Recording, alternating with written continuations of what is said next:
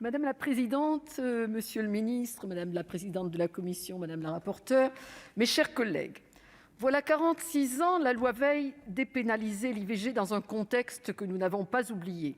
Cette loi est fragile et nous devons être vigilants car rien n'est jamais acquis.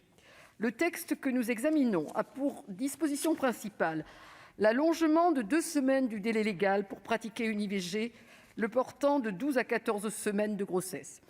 Des articles additionnels ont également été introduits à l'Assemblée nationale, visant notamment à permettre aux sages-femmes de pratiquer des interruptions volontaires de grossesse par voie chirurgicale et à rendre obligatoire la pratique du tiers payant pour les actes en lien avec l'IVG.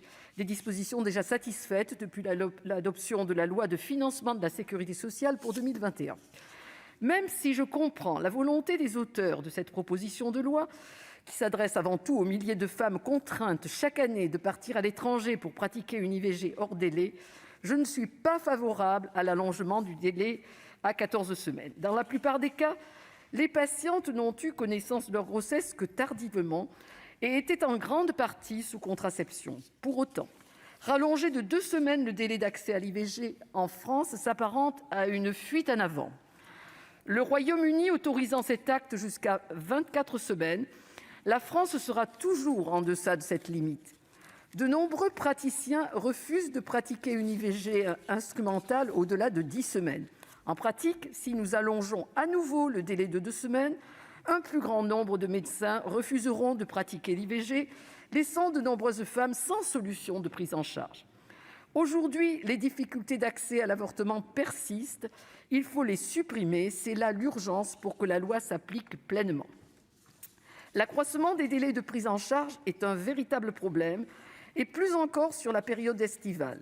La marginalisation de l'activité d'IVG au sein des hôpitaux publics, souvent pratiquée par des vacataires, l'engorgement de certains centres hospitaliers et la désertification médicale aggravent ces difficultés. Nous devons prendre les mesures nécessaires pour permettre aux femmes d'avoir accès à l'IVG dans les 5 jours après la première consultation.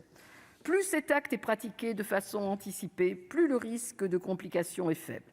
La loi Veil est bien faite. Veillons donc à son application effective et à l'égalité d'accès à ce droit pour toutes les femmes, sans discrimination. N'oublions pas la détresse des femmes confrontées à une grossesse non désirée, et d'autant plus lorsqu'elles sont isolées et fragilisées par la vie. Les centres sociaux ont, à mon sens, un rôle d'information et de soutien à jouer. J'aimerais également insister sur un point essentiel, trop souvent oublié en matière de santé publique. Je pense que les carences en matière de prévention expliquent l'absence de diminution ces 30 dernières années du nombre de recours à l'IVG. En 2019, plus de 230 000 IVG ont été pratiquées, soit une grossesse sur 4. C'est beaucoup trop. Plus grave encore, ce nombre augmente chez les mineurs. Nous devons sans plus tarder nous doter d'une véritable politique d'information sur la sexualité et la contraception, en ciblant particulièrement les jeunes femmes, mais aussi les hommes. Le CESE indiquait en 2019 un déficit alarmant en matière d'éducation. Un établissement scolaire sur 4 ne prévoit pas d'éducation à la sexualité. Un mot enfin sur les mesures prises pour adapter notre système de santé à la crise sanitaire. Nous saluons en particulier l'extension du délai de l'IVG médicamenteuse pratiquée en ville.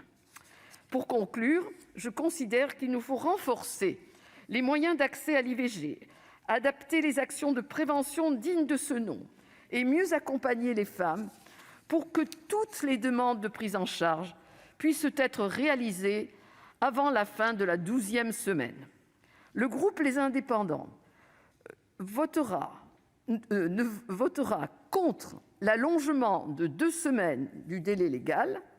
Néanmoins, nous voterons contre la question préalable, car nous sommes opposés au refus de débattre d'une façon générale. Et dans le cas qui nous occupe, un tel sujet mérite d'aller plus au fond de l'examen du texte. Je vous remercie. Merci.